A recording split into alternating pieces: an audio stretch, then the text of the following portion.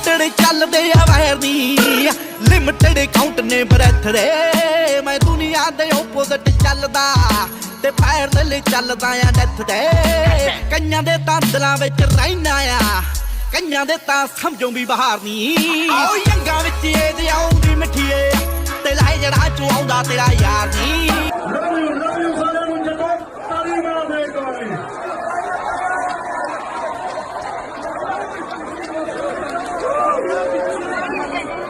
हाँ जी, पहला तो वीडियो देख रहे सारे दोस्तों को प्यार भरी सत श्री अकाल। कल यानी कि 21 अप्रैल को सिद्धू मूसेवाला बिग वर्ड और सनी माल्टन ने न्यूयॉर्क के अपना एक लाइव शो किया।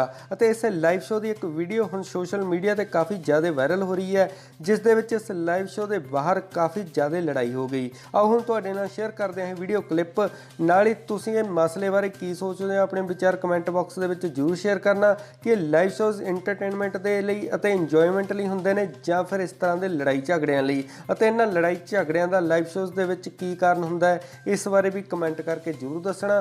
सो तुहाडा होर समां ना लैंदे होए आओ हुण झलक मारदे हां इस वीडियो ते। साडे नाल जुड़े रहण दे लई चैनल नूं सबसक्राइब ते नोटिफिकेशन बैल जरूर ऑन कर लेना।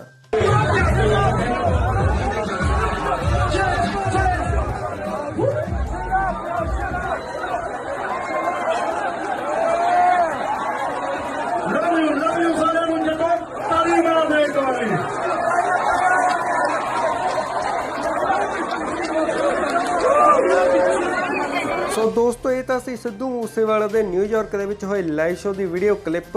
इस वीडियो में इन्ना ही, मिलते हैं जल्द किसी होर नवे अपडेट के नाल। उन्ने समय तक लई दिओ इजाजत। थैंक यू, धन्नवाद, टेक केयर।